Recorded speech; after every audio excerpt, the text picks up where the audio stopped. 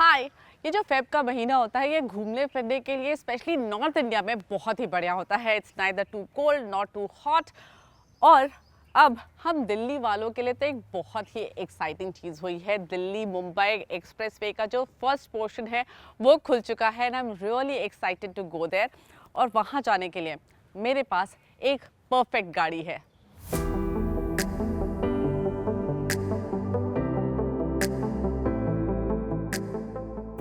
और वो है मर्सिडीज GLB। ये परफेक्ट इसलिए मैं इसको कह रही हूँ क्योंकि आजकल हम सब अपनी फैमिली के साथ ट्रैवल करना पसंद करते हैं and we all are looking for that extra space on the third row. चाहे वो थर्ड रो की तरह से इस्तेमाल हो या फिर सामान रखने के लिए इस्तेमाल हो, लेकिन वो एक्स्ट्रा स्पेस काफ़ी अहम हो गया है। और इसीलिए पिछले दिनों में MPVs और 7 सीटर SUVs का चलन काफी बढ़ा है। और GLB की खास बात यह है कि लग्जरी सेगमेंट में आपके पास MPVs और भी हैं, और भी गाड़ियां हैं जो कि आपको 7 लोगों के साथ ट्रैवल करने की इजाज़त देती हैं, लेकिन वो जेब पर काफ़ी ज़्यादा भारी होती हैं, जबकि GLB बेहतर है उन सब से इस मामले में। इसकी कीमत शुरू होती है 63.8 लाख रुपीस से और इस कीमत में लग्जरी सेगमेंट में 7 सीटर गाड़ियां इंडियन मार्केट में नहीं हैं। तो चलिए अब पकड़ते हैं दिल्ली मुंबई एक्सप्रेसवे की राह।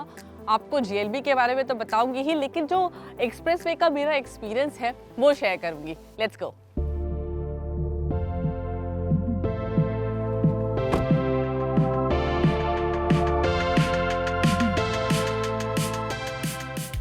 तो कल जब मैं ये दिल्ली मुंबई एक्सप्रेसवे जाने की रिसर्च कर रही थी तो उसके पहले मैंने कई बार पढ़ा कि इससे जयपुर तक का रास्ता बहुत आसान हो जाएगा, तो मैंने इनिशियली ये सोचा था कि मैं जयपुर जाऊंगी। लेकिन जब मैंने थोड़ा और रिसर्च की तो पता चला कि ये एग्जैक्टली जयपुर नहीं जाता है, दौसा तक जाता है ये एक्सप्रेसवे, और उसके बाद दौसा से जयपुर करीब करीब 1 से 1.5 घंटे और लगते हैं आपको। तो आज मेरा प्लान है कि मैं दौसा तक जाऊँगी और उसके बाद दौसा से ही वापस आ जाऊँगी। अब देखते हैं दौसा तक जाने में कितना वक्त लगता है। फिलहाल करीब करीब 10 बज चुके हैं, तो let's see how long we take to reach there. Of course इसमें हमारी बातचीत शामिल होगी, थोड़ा सा रुकेंगे, कुछ एक चीज़ें देखेंगे और आपको उस एक्सप्रेसवे का नज़ारे दिखाएंगे। तो उसमें एग्जैक्ट समय तो नहीं पता चलेगा, लेकिन हाँ एक अंदाज़ा लग सकता है कि कितना टाइम लगता है दौसा पहुँचने में। और एक चीज़ जो कि जितने लोग भी उस एक्सप्रेसवे पे गए हैं उन्होंने मुझे बताया वो ये कि पेट्रोल स्टेशन अभी सारे ऑपरेशनल नहीं हैं, तो गाड़ी को पूरी तरह से फिल मैंने पहले ही करवा लिया है। मेरी गाड़ी का टैंक पूरा फुल है और अभी 798 किलोमीटर्स की रेंज है। एक छोटी सी दिक्कत इसमें आ रही है और वो ये कि एडब्लू थोड़ा सा कम है, ये बार बार इंडिकेट कर रही है, लेकिन फिर भी एडब्लू के लिए अभी 1200 किलोमीटर का डिस्टेंस बाकी है। So I still have a lot of time and lot of kilometers left on this GLB. और गुड़गांव के रश आवर ट्रैफिक को पार करके मैं पहुंची दिल्ली मुंबई एक्सप्रेसवे।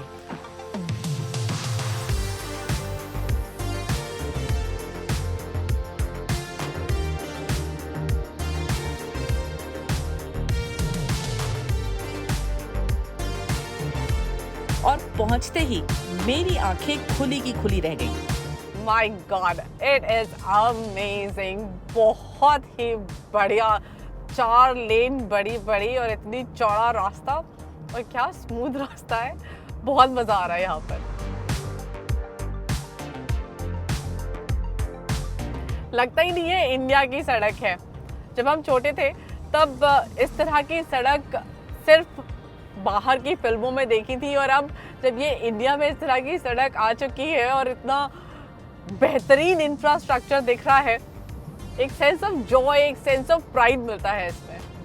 ये दिल्ली मुंबई एक्सप्रेसवे कुल 1380 किलोमीटर लंबा है। 8 लेन का ये एक्सप्रेसवे दौसा, कोटा, रतलाम, वडोदरा और सूरत होते हुए मुंबई को दिल्ली NCR से जोड़ेगा। इस एक्सप्रेसवे पर काम 2018 में शुरू हुआ और NHAI की माने तो 2024 आने तक ये प्रोजेक्ट पूरा हो जाएगा। सोहना से दौसा तक का एक्सप्रेसवे ऑलरेडी खुल चुका है और जितना बना है वो भी हर बात का ख्याल रखकर बनाया गया है। बहुत ही नीटली यहाँ पर सारे इंस्ट्रक्शंस भी दिए गए हैं। थोड़ा भी कर्व है तो एरो साइंस प्रॉपर्ली बने हुए हैं, और जो आगे जो बोर्ड्स दिखाई दे रहे हैं उन पर भी काफ़ी सारी, ऑफ कोर्स यहाँ पर पोल्यूशन बहुत है तो वो देखने में मुश्किल होती है, लेकिन इंफॉर्मेशन पूरी अच्छे से मिल रही है। और ये जो हाईवे है, ये नेशनल हाईवे है, तो यहाँ पर स्पीड लिमिट 120 की है। तो आप, और जिस तरह से ये अभी खाली है उसमें तो 120 की स्पीड आराम से बन सकती है। और अच्छी बात यह है कि यहाँ पर क्योंकि ये पूरी तरह से कॉर्डन ऑफ है, दोनों तरफ ही रेलिंग लगी हुई है, पॉसिबिलिटी की कुछ क्रॉस कर जाएगा या कोई जानवर आ जाएगा काफ़ी कम है। वेल, ये इंडिया है तो पॉसिबल तो हमेशा है, लेकिन कम है वो पॉसिबिलिटी।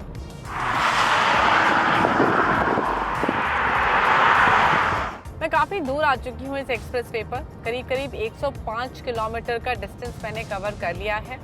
कई जगह रेस्ट एंड सर्विस एरिया दिखाई दिया, लेकिन 2 रेस्ट एंड सर्विस एरिया पर जहाँ पर मैं गई वो दोनों अभी अंडर कंस्ट्रक्शन है। इसके साथ साथ ये भी आपको बता दूं कि पेट्रोल पंप्स वाकई बहुत कम है। पेट्रोल पंप्स के लिए जगह काफी बार देखी और रेस्ट एंड सर्विस एरिया भी, लेकिन अभी सारे ऑपरेशनल नहीं हैं। तो अगर आप इस एक्सप्रेसवे पर आने की सोच रहे हैं तो टैंक ज़रूर फिल करवा लीजिए, और टैंक के साथ साथ खाने पीने की चीज़ें भी फिलहाल के लिए तो ज़रूर रख लीजिए। मुझे इस GLB को इस एक्सप्रेसवे पे चलाने में बहुत मज़ा आ रहा है। GLB में पेट्रोल और डीजल इंजन का ऑप्शन है और आज मैं चला रही हूँ इसका top variant GLB 220D 4MATIC। 190 HP की इसमें पावर है, 400 Nm का टॉर्क। इन दोनों आंकड़ों का फायदा यह है कि मैं बहुत आसानी से इस एक्सप्रेसवे पर स्पीड पकड़ पा रही हूँ। बहुत ज़्यादा गाड़ियाँ तो फिलहाल यहाँ नहीं है, लेकिन फिर भी ओवरटेक वगैरह करना बहुत आसान पता चल रहा है। 120 kph की स्पीड लिमिट है इस एक्सप्रेसवे पर, और वो स्पीड तो ये बहुत आसानी से मैनेज कर रही है। इसका रिस्पॉन्स आने में हल्का पॉज आता है, उसके बाद पावर का सर्ज सा आता है और इस इंजन की कैपेबिलिटी का एहसास साफ हो जाता है। और अब मैं इसको स्पोर्ट्स मोड में चला रही हूँ, और इको मोड में भी इसकी परफॉर्मेंस बहुत ही बढ़िया है। मतलब ऐसा लगता नहीं है कि आपको कहीं भी परफॉर्मेंस में कॉम्प्रोमाइज़ करना पड़ रहा है। हाँ, जो इनिशियल परफॉर्मेंस आपको स्पोर्ट्स मोड में मिलती है वैसी आपको इको मोड में नहीं मिलती है। थोड़ी आराम से शुरू होती है ये गाड़ी इको मोड में, और आई थिंक वो मोड एक्चुअली शहर में तो बहुत ही बढ़िया है चलाने के लिए, because you don't want such quick aggressive responses in the city, तो वहाँ के लिए तो वो बहुत ही बढ़िया है।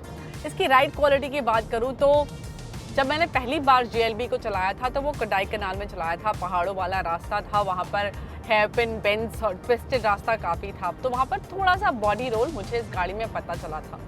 लेकिन यहाँ इस एक्सप्रेसवे पर GLB पूरी तरह से अपने एलिमेंट में है। इसको रोड पर स्पीड पकड़ने में कोई दिक्कत नहीं हो रही है, और गाड़ी बहुत ही स्टेबल कंफर्टेबल ड्राइव परफॉर्मेंस दे रही है। मतलब राइड क्वालिटी बहुत ही बढ़िया पता चल रही है। और इसके साथ साथ जो नॉइज़ है वो गाड़ी के अंदर इतना कम है कि पता नहीं चलता कि ये वाकई डीजल गाड़ी है। हाँ, अगर आप आइडल पे हैं तो थोड़ा सा वाइब्रेशन आपको शायद गाड़ी के अंदर पता चलेगा, नॉइज़ फिर भी बहुत कम आती है। वाइब्रेशन हल्का सा पता चल सकता है अगर आप गाड़ी खड़ा करके बैठे हैं तो, लेकिन जब आप चलते हैं तो ना वाइब्रेशन ज़्यादा पता चलता है और ना ही आपको गाड़ी के अंदर कोई आवाज़ ज़्यादा आती है। अब स्टीयरिंग रिस्पॉन्स की भी बात कर लेती हूँ। बहुत ही बढ़िया रिस्पॉन्स है इसके स्टीयरिंग का। स्पोर्ट्स मोड में वो थोड़ा स्टीयरिंग का फीडबैक और बढ़ जाता है, लेकिन अदरवाइज ऑल्सो बहुत ही बढ़िया रिस्पॉन्स है स्टीयरिंग का, and that's what you expect from a Mercedes and that's what you get. तो इस एक्सप्रेसवे पर GLB को मैं पूरी तरह से एंजॉय कर रही हूँ। तो अब फाइनली मुझे एक functional rest and service area मिला है, और बहुत कम भी नहीं है actually rest and service area, आपको परेशानी नहीं होगी, बट वेरी सून बहुत सारे आपको रेस्ट एंड सर्विस एरियाज मिल जाएंगे। अब इस जगह का मैं कुछ अलग इस्तेमाल करने वाली हूँ, वो ये कि GLB की 3rd रो का जायज़ा लेंगे। कोडाई कनाल में मैंने वो 3rd रो एक्सपीरियंस की हुई है, तो इसलिए मैं खुद ही करूँगी। मेरे साथ है मानस, जो कि हमारे साथ इस वक्त इंटर्न कर रहा है, और वो पता करेगा कि कितनी जगह है 3rd रो में।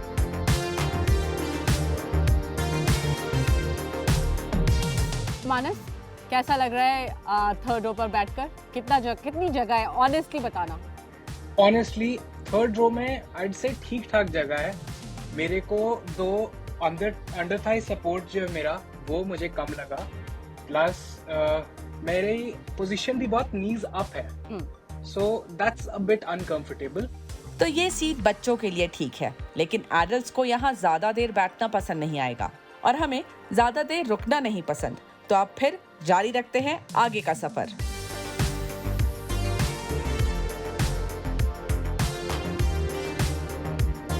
तो अब फाइनली जयपुर का जो कट आता है दौसा पर वो आ चुका है। So I am taking that cut, लेकिन मैं जयपुर नहीं जाऊंगी, अब मैं वापस रुक करूंगी दिल्ली की तरफ।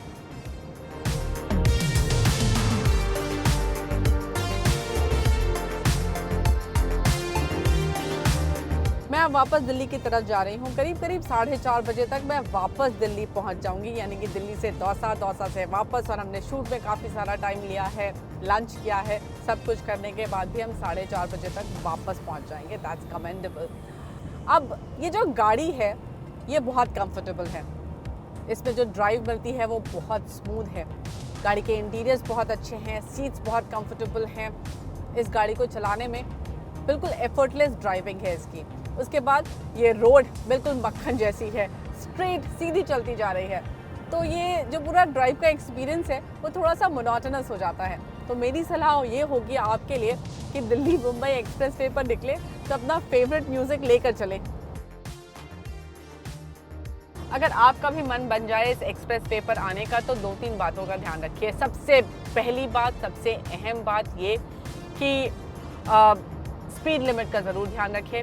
रोड्स खाली हैं और काफ़ी ज़्यादा मन करता है इन पर स्पीड बढ़ाने का, और आप थोड़ा बहुत स्पीड बढ़ा सकते हैं, लेकिन 120 kph is pretty good speed, और उससे ऊपर जाने की सलाह मैं नहीं दूंगी, क्योंकि उसके बाद कुछ भी थोड़ा बहुत भी ऊपर नीचे होता है तो आपके लिए कंट्रोल करना बहुत मुश्किल हो जाएगा। हमारी सेफ्टी हमारे हाथ में होती है, तो स्पीड लिमिट्स का ध्यान ज़रूर रखिए। दूसरी बात कि कहीं कहीं कुछ पॉकेट्स में काम अब भी जारी है, तो वो आपको सडनली सरप्राइज़ ना करे, इसलिए भी स्पीड का थोड़ा सा ध्यान रख लीजिए। और तीसरी बात ये कि अब भी थोड़ा सा जो अनवांटेड मूवमेंट है वो सड़क पर नज़र आ रहा है, यानी कि आपको कहीं कोई वर्कर सड़क पर चलता नज़र आ जाएगा या फिर कुछ साफ़ सफाई का काम चल रहा होगा, तो उन सब बातों का ध्यान आपको ज़रूर रखना होगा। इसीलिए थोड़ा सा स्पीड का ज़रूर ध्यान रखिएगा।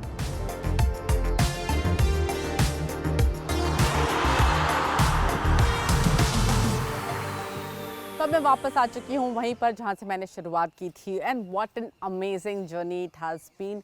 एक बहुत ही बेहतरीन हाईवे मैंने एक्सपीरियंस किया है, और ये जो GLB है और ये हाईवे दोनों ऐसा लगता है एक दूसरे के लिए बनी है, क्योंकि ये एक पीपल मूवर है और इसकी जो खासियत है वो ये कि बहुत ही कंफर्टेबल ड्राइव देती है। इतना लंबा रास्ता मैंने तय किया है, ऑलमोस्ट 450 किलोमीटर्स मैंने आज ट्रैवल किया है, और उसके बाद भी कोई थकान नहीं हो रही, बिकॉज GLB बहुत ही कंफर्टेबल ड्राइव देती है। हाँ, ये कहा जा सकता है इसका जो थर्ड रो है वो उतनी ज़्यादा प्रैक्टिकल नहीं है अगर आप एडल्ट्स के साथ चलना चाहते हैं, लेकिन अगर आपके पास बच्चे हैं, स्पेशली वो 12 to 15 ईयर्स के एज गैप वाले, एज ब्रैकेट वाले, तो वहाँ पर ज़रूर ये काम आ सकता है। अब लेकिन उसके अलावा एक और चीज़ जहाँ पर ये ज़रूर काम आता है वो ये कि अगर आप 4 लोग भी ट्रैवल कर रहे हैं, लेकिन if you are travelling with lot of luggage, तो वो थर्ड रो की जगह उसको फ्लैट करके सामान काफ़ी सारा रखा जा सकता है। अब इस हाईवे की बात करते हैं, तो बेहतरीन हाईवे है। यहाँ से जयपुर जाने में कहीं कहीं सुना 2 घंटे, लेकिन मुझे नहीं लगता 2 घंटे लगेंगे। 4 घंटे से कम में आप जयपुर पहुँच जाएंगे अपनी डेस्टिनेशन। 2 घंटे से आसपास दौसा और उसके बाद 1 से 1.5 घंटे जयपुर। आई थिंक उतना आप प्रैक्टिकली समझ के चले, जहाँ पर आपको ओवर स्पीडिंग भी नहीं करनी पड़ रही और आप कंफर्टेबली ड्राइव करके जा रहे हैं। अब ये हाईवे बेहद अहम है।